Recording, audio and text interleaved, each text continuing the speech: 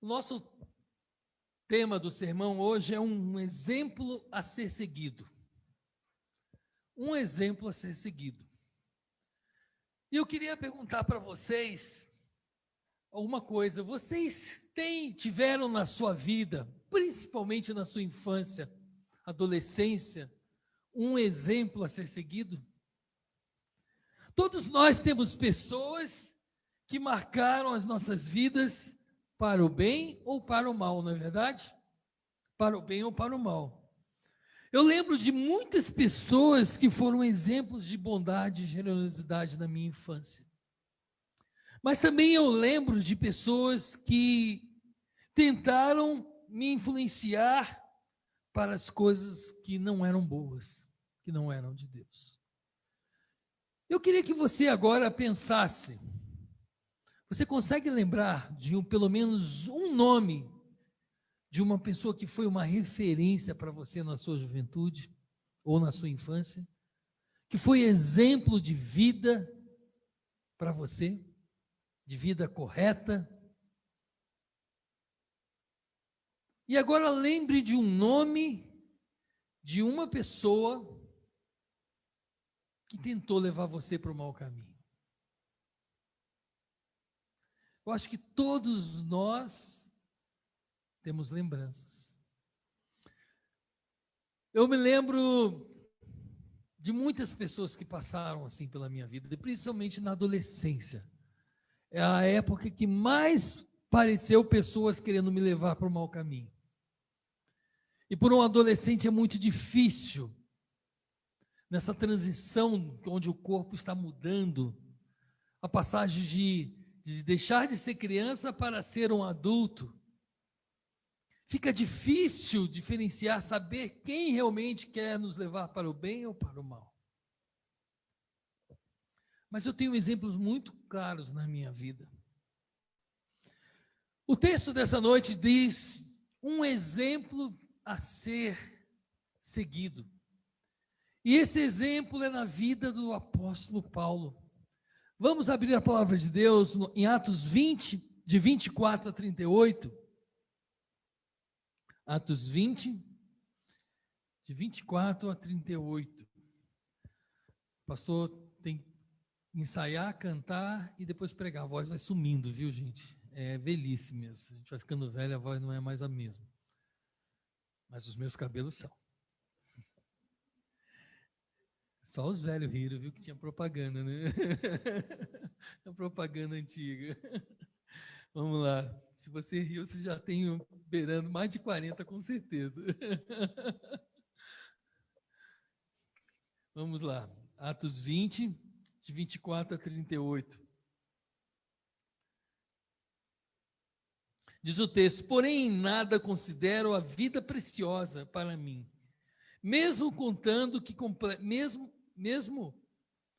porém em nada considero a vida preciosa para mim mesmo, contando que complete a minha carreira e o ministério que recebi do Senhor Jesus para testemunhar o evangelho da graça de Deus. Agora eu sei que todos vós, em cujo meio passei, pregando o reino, não vereis mais o meu rosto.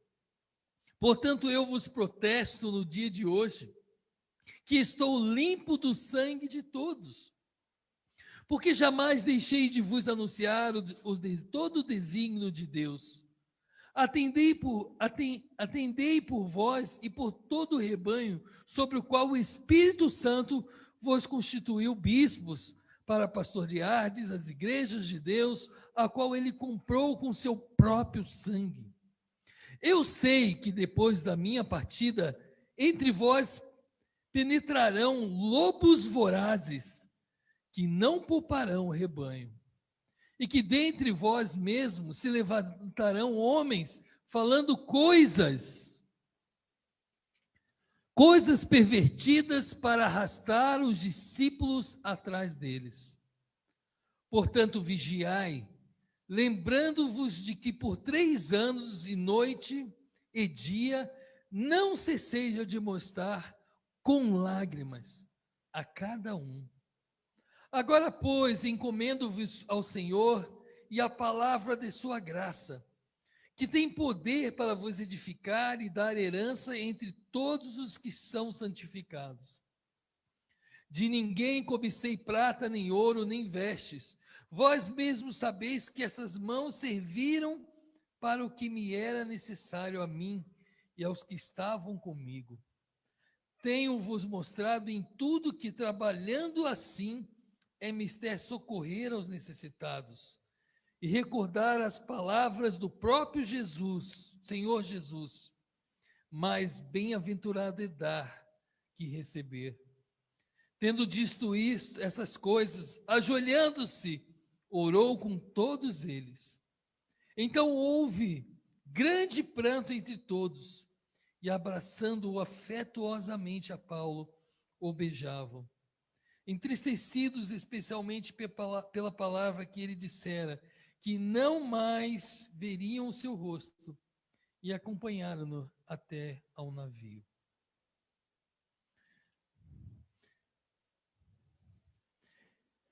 Irmãos, notamos aqui um exemplo de vida, que foi o apóstolo Paulo. Paulo começa dizendo que nada ele tem apego à vida dele, nada ele tem apego pela vida dele. Olha o verso 24, nós começamos a ler, diz o seguinte: porém eu nada considero a vida preciosa para mim mesmo, contanto que complete a carreira, o ministério de Cristo. Irmãos, era um homem que não tinha apego às coisas dessa vida terrena. Ele não tinha apego ao luxo, ele não tinha apego, né, às coisas desse mundo. A coisa que ele tinha apego era cumprir aquilo que o Senhor o designou, ser um servo bom e fiel ao Senhor. Ele sabia que ele estava nesse mundo só de passagem, e que enquanto ele estivesse aqui, ele tinha que cumprir os propósitos de Deus. Irmãos, nós não vivemos assim. Nós não vivemos assim. Você geralmente não vive assim. Eu geralmente nós não vivemos assim. Na maioria do nosso tempo. Às vezes Deus precisa dar um puxão de orelha para que a gente entenda que a gente está aqui só de passagem. Quer ver o que eu estou falando como é verdade? Você já viu aquela propaganda Desapega aí? Já viu aquela propaganda Desapega aí? Põe lá para vender no site. Olha para a sua vida e veja quantas coisas você tem se apegado. Você se apega ao seu cachorro, você se apega ao seu gatinho. Às vezes os homens se apegam ao seu carro na hora de vender daquela dor. Você se apega à sua casa. Ah, se entrar aqui e riscar minha parede, eu fico louco. Ah, se uma criança entrar aqui e sujar o meu tapete, eu fico louco. Você se apega às coisas, você se apega ao trabalho, você se apega ao dinheiro, você se apega a tudo. E nós somos assim. Aí Deus precisa nos puxar a orelha e dizer: você não é desse mundo. Você está aqui de passagem, querido. Você já reparou isso? Como a gente se apega às coisas de maneira fácil? Eu lembro do pai do Marcelo, um amigo meu que era baterista da banda Sinai, a banda que eu toquei muito tempo, e quando o filho dele morreu de acidente de carro, ele falava assim: eu só esperava que eu fosse antes do meu filho me encontrar com meu Deus. E eu me apeguei tanto a ele, mas a ele não me pertencia, ele pertencia a Deus, a qual eu também pertenço. E o amor de Deus por ele era muito maior do que o amor que eu tenho pelo meu filho, por mais que eu o amo desesperadamente. Você imagina um homem de Deus falando isso? Ele disse o quê? Ele reconheceu que ele se apegou tanto ao filho, mas que o filho não era dele, o filho era de Deus. Nós somos de Deus, nós não somos desse mundo, e o reino de Deus não é nesse mundo. E a gente vive se apegando às coisas, e é por isso que nós sofremos, irmãos. É por isso que nós sofremos. não tinha apego. Por isso que ele podia suportar tanto a fartura como a escassez de alimento. Ele disse: posso todas as coisas naquele que me fortalece. Posso passar necessidade, fome ou nudez, ou viver em abundância. Eu não me apego. Eu me apego naquele que me fortalece. Olha que mensagem poderosa, irmãos. No momento que nós aprendermos a viver assim, no momento que a gente parar de desapegar, nós vamos ser muito mais felizes, entendendo que tudo é dele e tudo era para ele. Olha um outro exemplo que nós vemos aqui a ser seguido. Paulo era um homem que admoestava as pessoas com lágrimas. Olha o verso 31. 31 diz: portanto, vigiai, lembrando-vos de que por 3 anos, e noite e dia, não cessei de admoestar com lágrimas a cada um de vós. Irmãos, o que é admoestar com lágrimas? Você já tentou entender isso?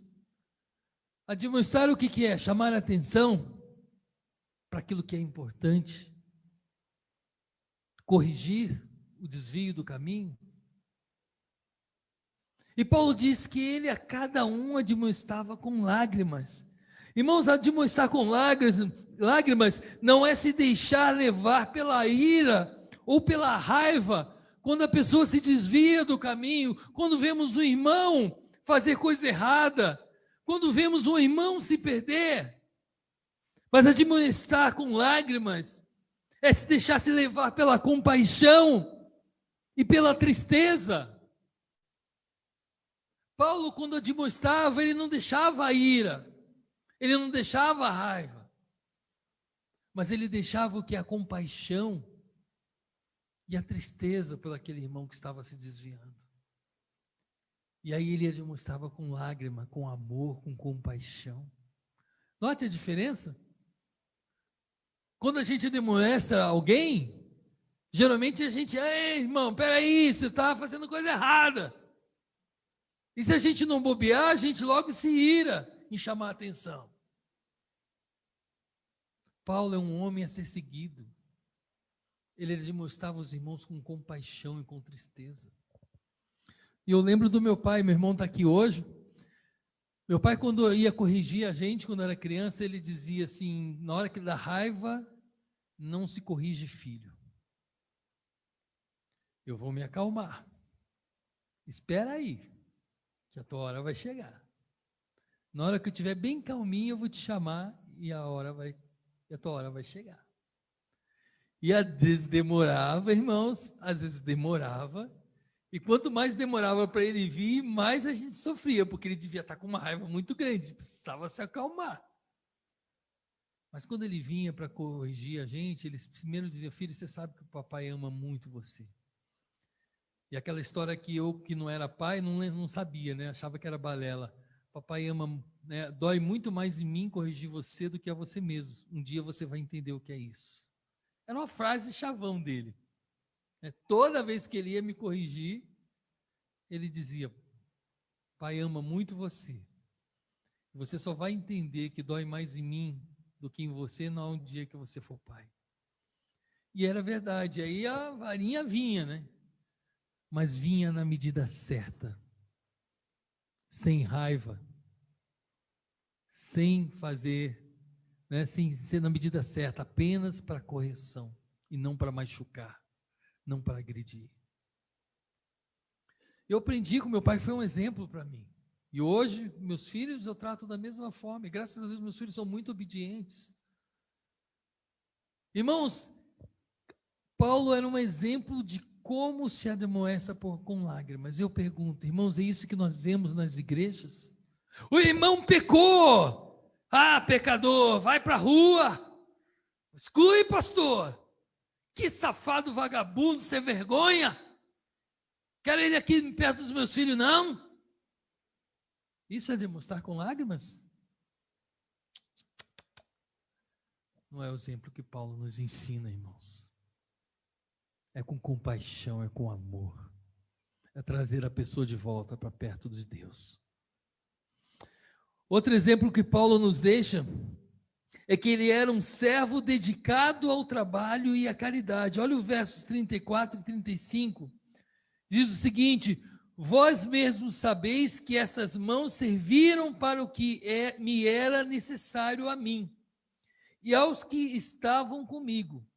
Paulo está dizendo que ele trabalhava, irmãos, para se manter, mesmo sendo merecedor que as igrejas deveriam mantê-lo, porque ele trabalhava para as igrejas. Mas ele não queria ser pesado. Ele recebia, sim, ofertas, diz a palavra de Deus. Por muitas vezes as igrejas socorreram Paulo, mas ele não era preguiçoso. Ele, quando não trabalhava para si, ele trabalhava para os outros. E diz o texto exatamente isso. Vós mesmos sabeis que estas mãos serviram para o que me era necessário a mim e aos que estavam comigo. Tenho-vos mostrado em tudo que, trabalhando assim, é mister socorrer aos necessitados e recordar as palavras do próprio Senhor Jesus. Mais bem-aventurado é dar do que receber. Paulo era um homem dedicado ao trabalho e à caridade. E aí aqueles irmãos que tiveram na pregação de domingo passado, na parábola dos talentos, que talentos não é só dons, como nós vimos aqui, não é apenas dons, né? Dons espirituais ou talentos naturais, mas talentos eram recursos. Todo recurso que Deus coloca na sua mão, seja capacidade, seja capacitação, seja dom, seja dinheiro, seja o que for, precisamos trabalhar para o reino dele. Paulo tinha esse entendimento. Por isso que ele diz que a vida dele não era preciosa desde que ele complete a missão que lhe era dada. Paulo estava preocupado em dar e não estava preocupado em receber, e por isso que o texto diz: bem-aventurado aquele que dá, que o próprio Jesus, ele está citando Jesus, né?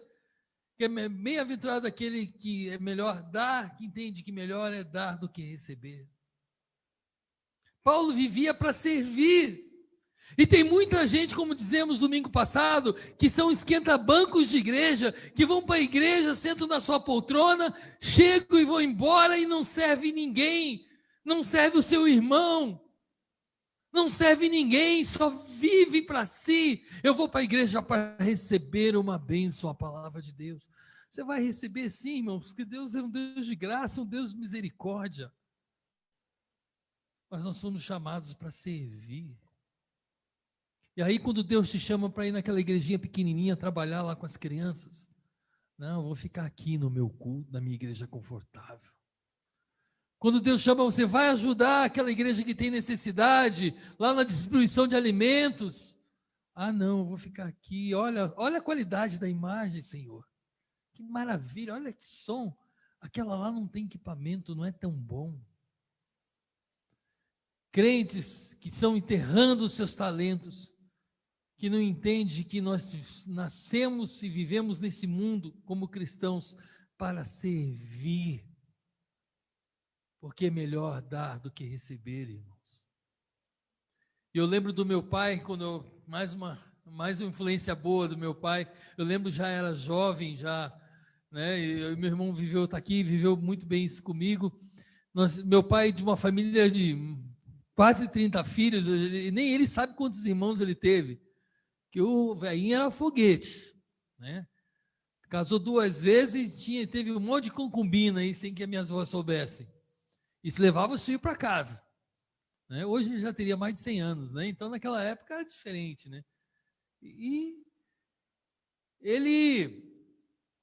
meu pai dos irmãos é o mais velho, é o único que estudou, que se formou, que cresceu na vida, que começou a sua empresa do nada, construiu a sua empresa e foi pastor sem receber salário. Ele trabalhava e o ministério que Deus deu para ele é de abrir igrejas. Quando a igreja ficava grande, podia pagar um pastor, ele já chamava um amigo, um pastor dizia, olha, eu recomendo esse aqui, e eu vou assumir a congregação da igreja, e vou começar de novo, do zero de novo. Esse era o ministério dele. E eu lembro que os irmãos dele, todo mês tinha um irmão pedindo dinheiro. Uma pancada de irmão, imagina, né? Todo mês tinha um pedindo dinheiro. Um dia eu me irritei, eu como filho mais velho ali acompanhando, me irritei, falei, pai, esse pessoal não quer trabalhar, esse pessoal fica só nas suas costas, nós nem temos tanto assim, olha a nossa casa aqui, nós nem terminamos de construir, estava em construção, a gente está levando anos, construindo devagarzinho, porque não tem, e aí todo mês tem um que pede, e o senhor não sabe dizer não? E meu pai citou a palavra de Jesus, filho, Jesus me ensinou que é melhor dar do que receber. Graças a Deus que eles pedem a mim. Pior se fosse eu que tivesse que pedir para eles. Pior se fosse eu que tivesse que pedir para eles. É melhor dar do que receber. Irmãos, Paulo tinha esse exemplo era esse exemplo de vida. Possamos gravar isso nos nossos corações.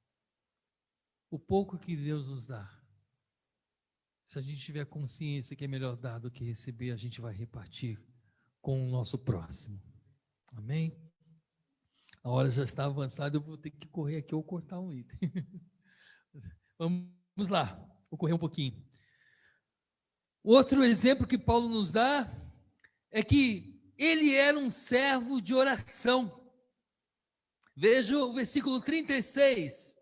Diz o seguinte, tendo dito isso, essas coisas, ajoelhou-se e orou com todos eles.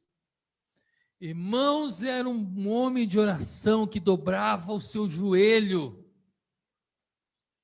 pelos seus irmãos.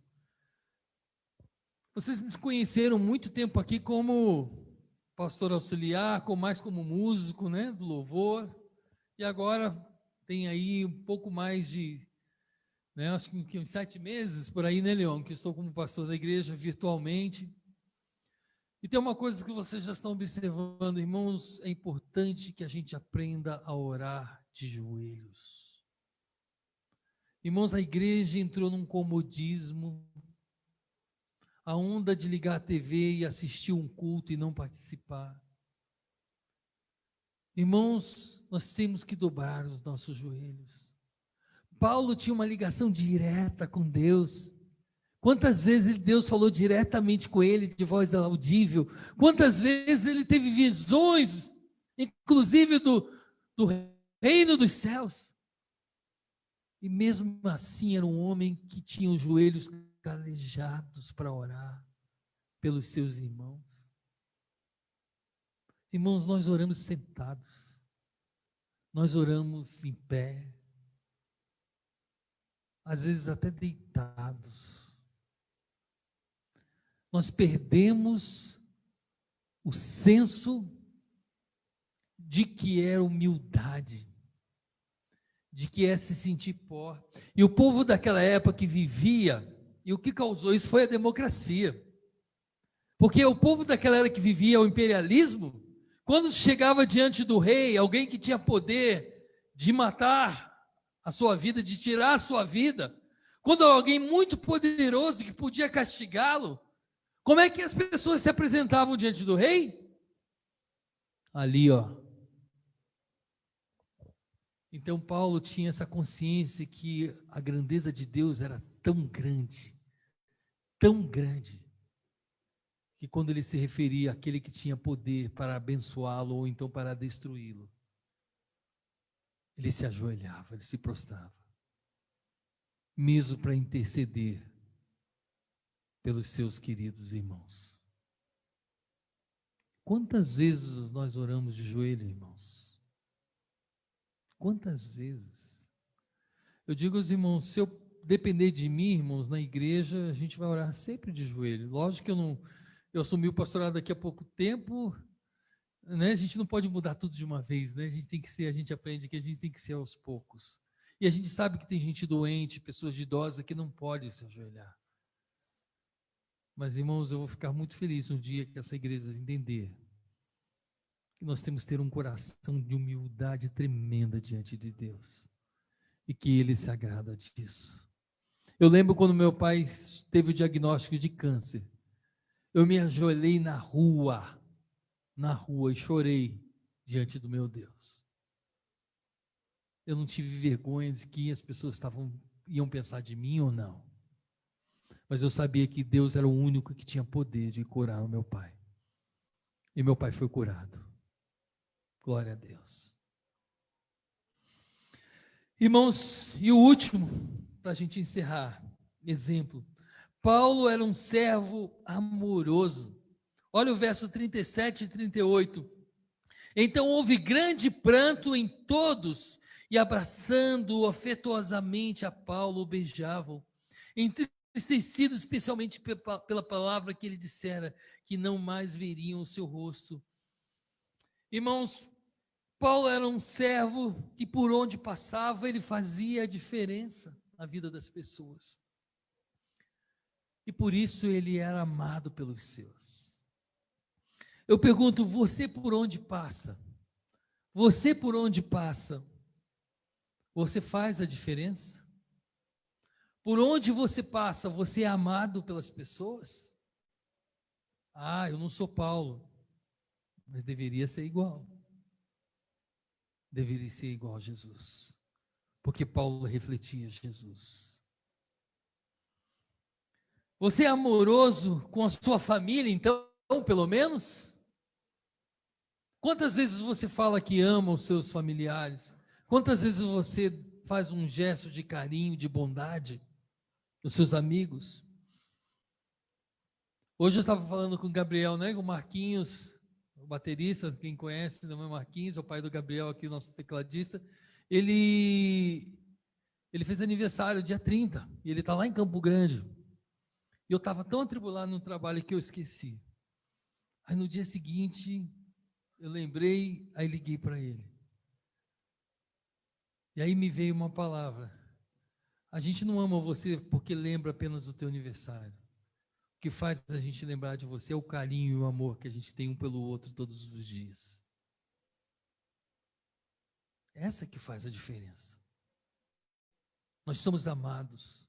Nós fazemos diferença na vida das pessoas quando nós damos carinho e amor verdadeiros com as pessoas, com aqueles que nós andamos. Você é amoroso com a sua família? Você faz diferença na sua igreja?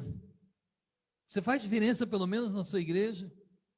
Você faz diferença no seu trabalho, pelo menos no seu trabalho, na sua escola? Você faz diferença por onde você anda? Paulo fazia. Por todas as cidades onde ele levou o evangelho, ele era amado. Mesmo tendo aquele gênio, né, forte que ele tinha, que a gente vê na Bíblia, né? Mas ele era amado. Irmãos, vamos ficar de pé, vamos orar agradecendo a Deus, que essa palavra fique guardada no seu coração. Que possamos seguir o exemplo de Paulo, de demonstrar com lágrimas, de ser um homem dedicado à caridade, ao trabalho, de ser um servo de oração, de ser um servo amoroso e principalmente de ser um servo, de não enterrar os nossos talentos, entender que se nós estamos aqui é por passagem, nós estamos aqui para servir ao Senhor e não para receber, e não para assistir um culto maravilhoso, mas para participar desse culto a Deus. Amém? Você que está em casa aí, se Deus falou no seu coração, manda um recado para a gente, eu quero orar por você. Eu quero orar para que essa mensagem seja gravada no seu coração e que você possa, a partir de hoje, ser uma pessoa diferente. A partir de hoje, procurar ter o exemplo de Paulo, esse exemplo de Paulo na sua vida. Às vezes é um pequeno detalhe, irmãos, que falta. Às vezes é um pequeno reajuste. Às vezes diz: pastor, eu sou tímido e não consigo, eu sou introvertido. Ore a Deus, peça que Deus transforme o seu modo de ser. Peça que Deus te dê oportunidade de abençoar. Se você tem dificuldade de dizer que ama, mas às vezes você sabe servir, você sabe abençoar a vida das pessoas, e ela vai enxergar o amor no seu serviço. A minha mãe é assim. A minha mãe sempre teve muita dificuldade de dizer eu te amo, mas ela servia a gente com tanto amor que a gente enxergava o amor dela no serviço. Já meu pai, todo dia a gente tinha que sentar no colo dele e receber um cafuné, um beijo, um abraço. Irmãos, nós podemos ser amorosos, nós podemos servir ao Senhor de inúmeras maneiras. E a gente tem que entender que o reino de Deus não é a nossa igreja local, mas é todo o corpo de Cristo espalhado na face da terra. Aonde se encontra um salvo de Jesus, ali ele estaria. 2, 3 reunidos, ele estaria. Coloque a sua vida, se ajoelhe. Se você está em casa, se você quer se ajoelhar de novo, se ajoelhe.